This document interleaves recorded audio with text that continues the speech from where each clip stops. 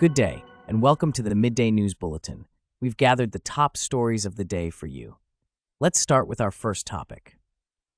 Met-Gün, along with its partner companies, participated in relief efforts coordinated by AFAD, deploying 1,200 personnel across 10 different locations. According to sources close to the company, Met-Gün, in collaboration with its partner companies, has been supporting the efforts from day one, with 1,200 personnel across 10 different locations under the coordination of AFAD. Through initiatives that include insights from experts in various disciplines, Met-Gün is supporting earthquake survivors by aiding their integration into education, employment, sports, and social life.